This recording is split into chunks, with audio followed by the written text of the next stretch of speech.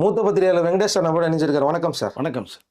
தற்போது ஒரு நியூஸ் வந்திருக்கு. ஆக்சுவலா நீங்க இத பத்தி என்கிட்ட பலமுறை பேசியிருக்கீங்க. த்ரிஷா அவங்களுக்கு பார்த்தீங்கன்னா, ஆல்ரெடி மேரேஜ் முடிஞ்சிருச்சு அவங்களுக்கு. அப்படின்னு ஒரு முக்கியமான ஒரு நியூஸ் ஒண்ணு போயிட்டு இருந்தது. அது மட்டும் இல்லாம, அவங்க அந்த திருமணத்தினால தான் இப்போ சினிமாவை விட்டு விலகுகிறார்கள். எந்த ஒரு வாய்ப்பையும் பார்த்தீங்கன்னா, அவங்க அக்செப்ட் பண்ணிக்கல. தொடர்ந்து எல்லா வாய்ப்பையும் மறுத்துக்கிட்டு இருக்காங்க. அப்படிங்கிற மாரியான 2 செய்திகளும் வந்தது. இப்ப அதுக்கு த்ரிஷா ரிப்ளேயும் குடுத்துருக்காங்க. நிஜமாவே திருமணம் ஆச்சா? யார் கூட? யாரு? அப்படிங்கிறதையும் ரிவீல் பண்ற மாரி ஒரு விஷயத்த சொல்லியிருக்கிறாங்க. என்ன பிரச்சனை ஓடிக்கிட்டு இருக்கு நிஜமாவே? இதுக்கு பின்னாடி என்ன நடந்தது உண்மையா சம்பவம்? திருச்சாவை பத்தின விஷயங்கள் அப்பப்போ நிறைய வந்துட்டு இருக்கு. சில சம்பவங்கள் நடந்தது தெரிஞ்ச விஷயம் தான். அது என்னங்கிறத நான் பேசுகிறேன் நான். அதற்கு முன்பாக இப்போ கரண்ட்டில் ஓடிட்டு இருக்க ஒரு மேட்ரு சம்மந்தமாகவும் சில தகவல் வந்திருக்கு. அதை அவர்கள் ஒரு ரிப்ளை பண்ணியிருக்காங்க இப்போ. பட் அதுக்கு முன்னாடி பார்த்தீங்கன்னா, திரிஷா அவர்கள் இந்த ஃபர்ஸ்ட் இந்த இண்டஸ்ட்ரிக்கு எப்படி வந்தாங்கங்கிற ஒரு விஷயத்தை இந்த லைட்டாக தொட்டு பண்ணால் நல்லாயிருக்கும்னு நினைக்கிறேன் நான் அதை. ஏன்னா அவங்க அதை எத்திராஜ் காலேஜில் பிபிஏ முடிச்சுட்டு மாடலிங் துறையில் இருக்கும்போது, இந்த மாடலிங் மூலமாக மிஸ் சேலம் ஒரு பட்டத்தை வாங்குறாங்க. அப்புறம் மிஸ் மெட்ராஸ் அப்படிங்கிறத வாங்குறாங்க. அப்புறம் மிஸ் இந்தியாவில் பார்த்தீங்கன்னா, இந்த பியூட்டிஃபுல் ஸ்மைல் அப்படிங்கிற அந்த ஒரு அவார்டு வாங்குறாங்க. பட் இதற்கு அடுத்த கட்டமாக பார்த்தா எப்போவுமே இந்த மாடலிங் துறையில் வந்ததுக்கு பிறகு அடுத்த கட்டம் இந்த சினிமா துறை அப்படிங்கிறது தான் இந்த கதவு தானாக ஓப்பன் ஆகும். அப்படி தான் நீங்கள் ஐஸ்வர்யா ராய் அவர்கள் இப்போ மிஸ் வேர்ல்டு வாங்கினதுக்கு பிறகு ஹிந்தி இண்டஸ்ட்ரியும் தமிழ் இண்டஸ்ட்ரியும் இந்த டோர் திறக்கப்பட்டுச்சு வந்தாங்க. உலக அழகி அப்படின்னு பிரபலமான ஒரு பெரிய ஸ்டார் ஆனாங்க. அந்த கேட்டகரியில் திரிஷா அவர்கள் நிறைய வாய்ப்புகள் வருது. ஸ்டாருங்கிற ஒரு படம் தான் அவருடைய ஒரு என்ட்ரி ஆகுது. அது ஒரு சின்ன ரோல். எப்போ பார்த்தீங்கன்னா, இந்த ஹீரோயினுக்கு ரொம்ப ஃப்ரெண்ட்ஷிப்பு முக்கியமான ஒரு நல்ல பியூட்டிஃபுல்லாக ஒரு லேடி வேணும் அப்படிங்கும்போது, இந்த மாடலிங் துறையில் சம்மந்தப்பட்ட யார் யார் இன்ட்ரெஸ்ட் இருக்கான்னு ஒரு சார்ட் ரெடி பண்ணும்போது தான் இங்கே திரிஷாவுடைய பெயர் வருது. ஒரிஜினல் பேர் அனுராதிகான்னு வச்சுருந்தாங்க. அப்புறம் சினிமாவுக்கு திரிஷா மாற்றப்பட்டது. பிரவீன் காந்தி இன்ட்ரடியூஸ் பண்ணுறாரு. நம்ம பிரசாந்த் சிம்ரன் பண்ண படம். அதில் சிம்ரனுக்கு ஃப்ரெண்டு கேரக்டர் தான் உள்ளே என்ட்ரி ஆகிறாங்க. ஸோ இந்த மாடலிங் துறையிலேருந்து வரும்போது கொஞ்சம் அழகாக இருக்கணும், காலேஜ் ஸ்டூடெண்ட்டோ ஃப்ரெண்ட்ஸோ அப்படிங்கிற பற்றியில் சரி ஃபஸ்ட்டு ஒரு என்ட்ரி ஆகிட்டா பரவாயில்லைங்கிற அளவுக்கு தான் அதில் பண்ணுறாங்க. ஆனால் அதற்கு அடுத்தே பார்த்தீங்கன்னா அவர்களுடைய அந்த அந்த அவங்களுடைய அந்த ஃபேஸ் வேல்யூ இந்த பியூட்டியெல்லாம் பார்த்ததுக்கு பிறகு ஒரு ஹீரோனை வாய்ப்பே வருது. 2-3 படங்கள் வரிசையாக கமிட் பண்ணுறாங்க. இல்லை ஃபஸ்ட்டு படம் இது மௌனம் பேசியது அமீர் அப்படிங்கிற சூர்யாவோட ஜோடி பண்ண அந்த ஒரு படம், லேசா லேசா அப்படிங்கிற ஒரு படம். 2 படம் ஒரே நாளில் கமிட் பண்ணி ஃபஸ்ட்டு மௌனம் பேசிய ரிலீஸ் ஆச்சு. படம் சூப்பர் டூப்பர் ஹிட் ஆச்சு. அதற்கு பிறகு லேசா லேசா ரிலீஸ் அதுவும் பாக்ஸ் ஆஃபீஸ் ஹிட் ஆகுது. பட் இந்த நேரத்தில் ஒரு சின்ன ஒரு விஷயத்த சொல்லிக்க விரும்புகிறேன் நான். இந்த படங்கள் கமிட் பண்ணி போகும்போதே அவர்களுக்கு அப்போவே ஒரு திருமண வாழ்க்கையை ஏற்படுது. கல்யாணம் பண்ணிட்டு செட்டில் ஆகலாம் அப்படிங்கும்போது இந்த படங்கள் சூப்பர் டூப்பர் ஹிட் ஆகுது. அவர்களும் அப்போயே மேரேஜ் பண்ணிட்டு போயிடலாங்கிற அளவுக்கு அந்த மூமெண்ட் இருக்கிற சமயத்தில் 2 படமும் சூப்பர் ஹிட் ஆகுது. அதற்கு அடுத்து பார்த்தீங்கன்னா, உனக்கு 20 எனக்கு 11 ஒரு படம் நடந்தது. இப்போ தெலுங்கு ஒரு என்ட்ரி கொடுக்கலாம் அப்படிங்கிறனால மேவரத்தருடைய பையன் பண்ண படம் அது. ஸோ தமிழ் தெலுங்கு 2ம் பண்ணுறாங்க. அப்புறமா தான் தமிழ்லையும் தெலுங்குலேயும் பிரபலம் வராங்க, மலையாளத்துக்கு போகிறாங்க, ஹிந்தியில் கூட அக்ஷய் குமாரோட ஒரு படம் பண்ணுறாங்க. ஒரு பெரிய அதாவது தவிர்க்க முடியாத தமிழ் இண்டஸ்ட்ரியில் ஒரு ஸ்டாராக மாறுறாங்க. ஸோ இப்போ வரிசையாக படங்கள் திரிஷா திரிஷா திரிஷான்னு ஏகப்பட்ட படங்கள் வருது, எல்லாமே ஹிட் ஆகுது. இந்த சமயத்தில் தான் எல்லாருக்குமே இந்த லவ்க்குள்ளே ஒன்று போகிறது இல்லை. ஆல்ரெடி ஒரு மேரேஜுக்குள்ளே போய் வெளியில் வந்தாங்க வேணான்ட்டு. ஏன்னா நம்மளுக்கு வாய்ப்புகள் நிறையா வருதுங்கிறதுனால. பட் தவிர்க்க முடியல. தெலுங்கு இண்டஸ்ட்ரியில் படங்கள் நிறையா பண்ணுறாங்க. அங்கே ஒரு லவ் ஒன்று உருவாகுது. அந்த லவ்வில் பார்த்திங்கன்னா 2 பேருமே நிறையா மேரேஜுக்கு ரிசப்ஷன், ஃபங்க்ஷனு, ஷாப்பிங்கு, பார்ட்டி எல்லாமே கலந்துக்கிறாங்க. இது வெளியில் தெரிய வருது. ஆந்திராவுடைய மருமகளாக மாற போகிறாங்க. அது கேரளாவில் இருந்து தமிழ்நாட்டில் அப்புறம் ஆந்திராவில் மருமகளாக போகிறாங்க அப்படிங்கிற தகவல்கள் நிறைய பேசப்பட்டுச்சு. இதை உறுதி செய்யப்படுறது மாதிரி நிறைய பத்திரிகைகள் மீடியாக்கள் ஃபோக்கஸ் பண்ண ஆரம்பித்தாங்க. பட்டு ஓகே, இதை தவிர்க்க முடியும்னு சொல்லி காஃபி வித் கரண்ட் ஒரு நிகழ்ச்சி ஒன்று பெரிய பிரபலமான ஷோ இங்கே. நம்ம எப்படி இங்கே கோபிநாத் நீயா என்ன பண்ண மாதிரி அங்கே ஹிந்தியில் வருது. அங்கே 2 பேருமே உட்காந்து ஒரு இன்டர்வியூ ஒன்று கொடுக்குறாங்க. அவங்களுடைய ஃப்ரெண்ட்ஷிப்பை உறுதிப்படுத்துகிறாங்க. லவ் இருக்கிற மாதிரியும் கொண்டு போகிறாங்க. ஆனால் அங்கே என்ன பிரேக் ஆச்சுன்னு தெரியாது. அதற்கு பிறகு 2 பேருமே கொஞ்சம் மிஸ் அண்டர்ஸ்டாண்டிங் வருது. நல்லா போய்ட்டு இருந்தவண்டி திடீர்னு ஸ்டக் ஆகி நின்னது பிரேக் டவுன் ஆனது மாதிரி லவ் பிரேக் ஆகுது. ஸோ அதில் கொஞ்சம் அந்த லவ்வில் மீண்டும் வெளில வர முடியல 2 பேர்த்தினாலையுமே. பட் ஏன்னா அவர் ஆந்திராவில் பெரிய நடிகர். இவங்க கொஞ்சம் கொஞ்சமாக வெளில வரதுக்கு ட்ரை பண்ணுறாங்க. அப்புறம் படங்கள் நிறைய கமிட் ஆகுது. கமிட் ஆகும்போது பார்த்திங்கன்னா எதிர்பாராத விதமாக அந்த லவ் பிரேக்லேருந்து வெளியில் வரணும்னு சொல்லி பேரண்ட்ஸில் ஒரு மேரேஜ் ஒன்று பண்ணி வச்சுட்டா ஃப்ரீயாக இருக்கும் அப்படிங்கிற மாதிரி ட்ராவல் பண்ணுறாங்க. முதல்ல திரிஷா அதுக்கு அக்செப்ட் பண்ணலை. அப்புறம் நாளடைவில் சரி ஓகேங்கிறது மாதிரி போகும்போது தான் அது இது பிரபல தொழிலதிபர் ஒன்று ஃபிலிம் மீடியாவில் சேர்ந்தவர் தான். அவர் என்கேஜ்மெண்ட் தான் சென்னையில் பெரிய ஒரு ஸ்டார் ஹோட்டலில் என்கேஜ்மெண்ட் பண்ணுறது. என்கேஜ்மெண்ட் வரைக்குமே போய் கன்ஃபர்மேஷன் ஆகுது. அப்போ நான் கல்யாணம் பண்ணி செட்டில் ஆகி போகிறேன் நம்ம அப்படிங்கிற அளவுக்கு போகுது. ஆனால் அது பார்த்தீங்கன்னா சில மாதங்கள்லேயே அதுவும் பிரேக் ஆகுது. அது காரணம் என்னன்னு கேட்டிங்கன்னா, இனிமேல் திரிஷா வந்து சினிமாவில் நடிக்கக்கூடாது, நீயே மேரேஜ் பண்ணிட்டு ஹவுஸ் ஒய்ஃபாக இருந்துக்க, பிஸ்னஸை பார்த்துக்க நீ அப்படிங்கிற அளவுக்கு போகும்போது இங்கே தான் அவங்களுக்கு வந்து யோசிக்கிறாங்க. ஒருவேளை எனக்கு தெரிஞ்ச வரைக்குமே அந்த ஆந்திராவில் ஏற்பட்ட அந்த லவ்வும் இதுதான் ஒருவேளை இருக்கலாம்னு நினைக்கிறேன் நான். பட் இதற்கு பிறகு இவர்கள் ஓப்பனாக சொல்லும்போது தான் திரிஷா சார்பா நான் இந்த இடத்துக்கு வந்தது எவ்வளோ கஷ்டப்பட்டு வந்தேங்கிறது எனக்கு தான் தெரியும். சினிமாவில் வந்து சாதாரணம் கிடையாது ஒரு இடத்துக்கு வந்து பேருங்களோட வந்து வர்றதுன்றது. அதில் இது வந்து எனக்கு உடன்பாடு கிடையாது தான் அப்படிங்கிற அளவுக்கு அங்கே பேச்சுவார்த்தைகள் போகும்போது இல்லை நீ சினிமா விட்டு நின்னா தான் இந்த மேரேஜ் நடக்குங்கிற அளவுக்கு போகும்போது தான் அவர்கள் இது சரியாக வராது. நான் ஆரம்பத்திலே இப்படி இவ்வளோ ஸ்ட்ரிக்டாக நீங்கள் பண்ணீங்கன்னா சரியாக வரான்னு சொல்லி எனக்கு சினிமா முக்கியம் அப்படிங்கிற அளவுக்கு ஒரு சில மாதங்களே அந்த என்கேஜ்மெண்ட்டு பிரேக் ஆகிட்டு வெளில வராங்க. அப்புறம் படங்கள் நிறைய பண்ண ஆரம்பிக்கிறாங்க. படங்கள் போய்கிட்டு இருக்கு. ஒரு கட்டத்துக்கு பிறகு வந்து அவரால் கவனம் கொஞ்சம் சரியாக செலுத்த முடியாமல் போகுது. பார்த்தா திடீர்னு இடையில கொஞ்ச நாளாவே ஆளை காணோம். ஃபாரின்லாம் போகிறாங்க. 2-3 வீடியோஸ் ஃபோட்டோஸ் வரும்போது தான் தெரிய வருது எப்படி இருந்த ஒரு திரிஷா இப்படி ஆகிட்டாங்களேங்கிறது மாதிரி. இந்த ஃபோட்டோஸ்லாம் நிறையா ஒன்று பார்க்கவும் தான் என்ன காரணம் திரிஷாங்கன்னா அப்புறம் ஃப்ரெண்ட்ஸ் மத்தியில் கூப்பிட்டு நீ வா நீ வந்து இங்கே இருந்தேன்னா அடுத்தடுத்து படங்கள் பண்ணும்போது கவனம் செலுத்தி பண்ணலாங்கிற அளவுக்கு நிறையா. ஏன்னா அவங்களுக்கு வந்து அதாவது ஃப்ரெண்ட்ஷிப் ரொம்ப ரொம்ப முக்கியம்னு ஃபீல் பண்ணக்கூடியவர். நிறையா நட்பு வட்டாரம் இப்போவும் இருக்குது திரிஷா அவர்களுக்கு. போனால் நிறையா பர்த்டே ஃபங்க்ஷனு ரிசப்ஷனு அது இது பார்ட்டி அப்படின்னு ரொம்ப ஜாலியாக மைண்டை கொஞ்சம் ஃப்ரீ பண்ணி ட்ராவல் பண்ணுறவங்க. அப்போது திரும்பி வரும்போது தான் பார்த்தீங்கன்னா நிறைய படங்கள் பண்ணுறாங்க. சின்ன சின்ன படங்களாக போகுது. பெரிய அளவில் பேசப்படலை, பெரிய ஹிட் ஆகலை. ஏன் திரிஷா இப்படி நல்ல ஒரு ரேஞ்சில் போனவங்க திடீர்னு பார்த்தோம்னா ஒன்றுமில்லாத படங்கள் நடிச்சுட்டு இது பண்ணுறாங்களே அப்படிங்கும்போது தான் இங்கே தான் டக்குன்னு மணிரத்னம் வந்து இந்த பொன்னியின் செல்வன் ஒரு ஸ்கிரிப்ட் வந்து ரெடி பண்ணும்போது தான் ஏற்கனவே ஒரு ஆயுத எழுத்துன்னு படம் வந்து திரிஷா வச்சு அவர் பண்ணியிருக்கார். நல்ல ஒரு பாண்டிங் இருக்குது. அப்போது இந்த குந்தவைங்கிற ஒரு கேரக்டருக்கு வந்து யாரை சாய்ஸ் பண்ண நிறைய பண்ணும்போது தான் திரிஷா ஆப்டாக இருக்கும் அப்படின்னு வந்து அவர் முடிவு பண்ணி திரிஷா கிட்ட பேசும்போது தான் நிறைய சின்ன சின்ன படங்களாக போய் நமக்கு ஒன்று பெரிய அளவில் வரும்போது தான் இது மணிரத்னம் தான் ஒரு ரீஎன்ட்ரி ஆகும் நமக்கு அதை அப்படிங்கிற அளவுக்கு அவங்க சொல்லுவாங்க. அந்த கேரக்டர் வந்து நிறைய பேர் மணிரத்னம் சொன்னாங்க குந்தவை ஒரு அருமையான ஒரு கேரக்டரு, அந்த இளவரசி கேரக்டருக்கு திரிஷா போட்டா இப்படிங்கிற அளவுக்கு நிறைய பேசப்பட்ட செய்திகள் இருந்தது. நான் அதை பார்த்துக்கிறேன்னு சொல்லி மேக்கப் டெஸ்ட் எடுத்து அந்த விக்கு வச்சு அந்த ஒரு கெட்டப் கொண்டு பார்த்தா உண்மையிலேயே படம் ரிலீஸ் ஆனதுக்கு அப்புறம் இந்த குந்தவை கேரக்டர் திரிஷா தான் மைண்டில் இருந்தது. ஏஞ்சல்னு பேர் எடுத்தது தவிர வேறு யார் பண்ணாலுமே சிறப்பாக இருந்திருக்காது அப்படிங்கிற அளவுக்கு பேசப்பட்டது இருக்கு. படமும் சூப்பர் டூப்பர் டச். அதன் போது ரீஎன்ட்ரி ஆகிறாங்க மீண்டும்.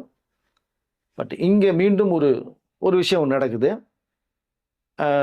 நம்ம லோகேஷ் கனகராஜ் அவர்கள் வந்து விஜய் வச்சு ஒரு படம் பண்ணிட்டு பிளான் பண்ணும்போது தான் லியோ படம் கமிட் பண்ணுறாங்க. முதல்ல அந்த கேரக்டர் வந்து சமந்தா அவர்கள் தான் பண்ணுறது மாதிரி ஒரு ஃபிக்ஸ் பண்ணி எல்லாம் கிட்டத்தட்ட முடிவாகி போகும்போது இது சமந்தாவுக்கு கொஞ்சம் பண்ண முடியாத சூழ்நிலை வரும்போது பார்த்தா அந்த கேப்பில் யார் பண்ணலாம் அப்படிங்கும்போது தான் டக்குன்னு திரிஷா போடலாங்க ஒரு ஐடியா வருது. ஸோ அப்போ சமந்தா ஃபிக்ஸ் பண்ணி பண்ணும்போது அவர்களுக்கு கொஞ்சம் உடல்நிலை சரியில்லாமல் ஒரு சூழ்நிலை ஹெல்த் இஷ்யூ கொஞ்சம் வந்தது. அப்போ கண்டினியூஸாக படம் பண்ண முடியாதுன்னு நிறையா படங்கள் அவங்க வந்து லாஸ் பண்ணாங்க. அதில் கிட்டத்தட்ட பார்த்தா லியோ ஒரு படம். ஸோ அப்போ தவிர்க்க முடியல. அப்போ இந்த கேரக்டர் யாரும் ஃபிக்ஸ் பண்ணியாச்சே அப்படிங்கும் போது யார் வரலாங்கும் போது தான் அடுத்த ஆப்ஷன் யார் இருக்கும்போது திரிஷா காம்பினேஷன் நல்லாயிருக்கும். பொன்னியின் செல்வன் அப்போ தான் பயங்கரமாக இதுவாகிட்டு இருக்கு, வைரல் ஆகிட்டு இருக்கு. எஸ். அப்போ அது லோகேஷ்க்கு ஒரு ஐடியா வருது, சரி திரிஷா கமிட் பண்ண நல்லா இருக்கும் போது தான் விஜய் கிட்ட சொல்லும்போது உங்கள் சாய்ஸுங்க, நீங்கள் தான் கதையை உருவாக்குனது, நீங்கள் எந்த ஹீரோ போட்டாலும் எனக்கு ஒன்றும் ப்ராப்ளம் இல்லை, டக்குன்னு முடிவு பண்ணி சொல்லுங்கள் அப்படின்னு சொன்னதுக்கு பிறகு தான் திரிஷாவை கமிட் பண்ணுறாங்க. ஸோ அப்போ விஜய் தரப்பில் சொல்லும் போது தான் லோகேஷ் அவர்கள் வந்து சரி திரிஷா கமிட் பண்ணிடலாம் அப்படின்ட்டு ஃபிக்ஸ் பண்ணுறாங்க. அப்போது விஜய் திரிஷா காம்பினேஷன் லியோ படம் உருவாகுது. படம் வந்து அது நல்ல பாக்ஸ் ஆஃபீஸ் கலெக்ஷன் வாங்குச்சு. பட் அந்த படம் எப்படி வந்து தெரியும். அதற்கு பிறகு சில சர்ச்சையான சில விஷயங்களாக வேறு பேசப்பட்டது. அது நிச்சயமாக எல்லாருக்குமே தெரியும், நான் சொல்ல வேண்டிய அவசியம்னு நினைக்கிறேன். அதற்கு பிறகு அப்படியே வர்றாங்க திரிஷா அந்த காம்பினேஷனில் என்ன பண்ணலாம் அப்படின்னு யோசிக்கிறாங்க. மற்ற படங்கள் கமிட்மெண்ட் படி போகுது.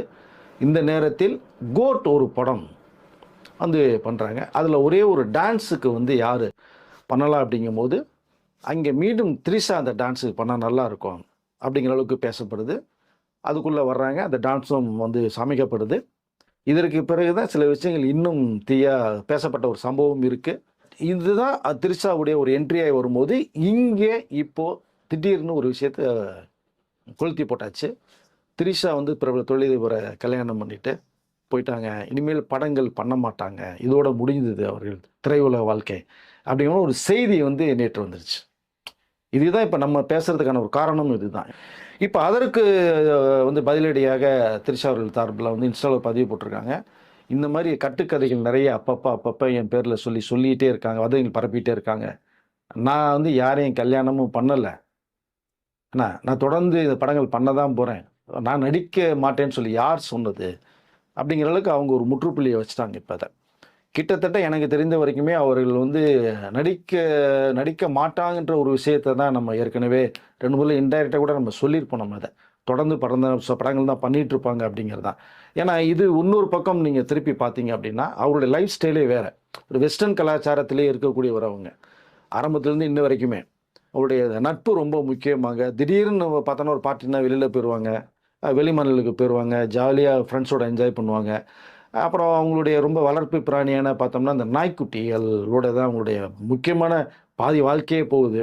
திடீர்னு ஒரு இன்ஸ்டாவில் கூட ஒரு பதிவு பண்ணால் என் மகனை செத்து போயிட்டான், பறி கொடுத்துட்டேன், அந்த மாதிரி போடும்போது திருச்சாக்கு எப்போ இல்லை நினச்சி எப்போ பையன் இருக்கான்ற அளவுக்குலாம் பேசப்பட்ட விஷயம். அப்புறம் பார்த்தா நாய்க்குட்டி அதை தன்னுடைய மகனாக பார்த்துருக்காங்க அப்படிங்கிற விஷயம் போது அனிமலில் ரொம்ப ஈடுபாடுகள் கொண்டவர்கள். அனிமல் எங்கே பார்த்தாலுமே இறங்கி போய் கொஞ்சம் சாப்பாடு போடக்கூடிய ஒரு கேரக்டர்ஸ். பட் இப்படி அவங்களுடைய லைஃப் ஸ்டைல். அதனால் எனக்கு வந்து இந்த மேரேஜில் போய் அதுக்குள்ளே போய் திரும்பி லாக் ஆகி அரெஸ்ட் ஆகி பண்ணுற அளவுக்கு என்னுடைய மனநிலை இல்லை. அதுக்குள்ளே போக மாட்டேங்கிற விஷயத்தையும் திரிஷா சார்பாக அந்த ஒரு தகவலும் இருக்குது. ஏன்னா அந்த ரிலேஷன்ஷிப்பில் போய் நான் வந்து லைஃப்பை வேஸ்ட் பண்ண விரும்பலை அப்படிங்கிற மாதிரியும் ஒரு மெசேஜ் இருக்குது, தெளிவான மெசேஜ். இன்டர்வியூ கொடுத்துருந்தாங்க. நீங்கள் பழைய இதை நீங்கள் யூடியூப்பில் இருக்குது, நீங்கள் அதை பார்த்தீங்கன்னா கூட திரிஷா அவருடைய கொடுத்த இன்டர்வியூ நிறையா இருக்குது. இதை நான் கூட சொல்லல, அவர்கள் சொன்னதே ஒன்று கூட இருக்குது. காதல் கல்யாணத்தில் வந்து எனக்கு அந்த இஷ்டம் இல்லை, ரிலேஷன்ஷிப் மேலே இந்த நம்பிக்கையே போயிடுச்சு.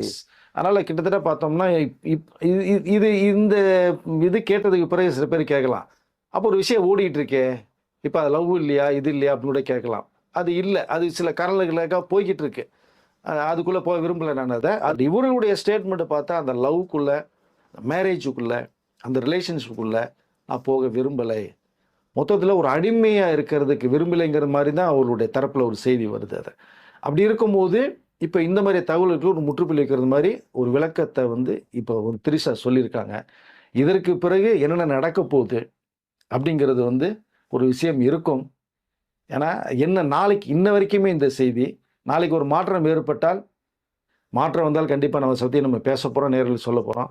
Okay sir. ஆனால் ஏற்கனவே நீங்கள் சொன்ன மாதிரி தான் நிறைய இன்டர்வியூஸில் வந்து சொல்லியிருக்காங்க, எனக்கு ரிலேஷன்ஷிப் மேரேஜில் வந்து ஆக்சுவலாக எனக்கு அந்த இன்ட்ரெஸ்ட் கிடையாது, அந்த ரிலேஷன்ஷிப் மேலே இருந்த நம்பிக்கை எனக்கு போயிடுச்சு ரொம்ப நாளைக்கு முன்னாடி அப்படின்னு இருந்தாங்க.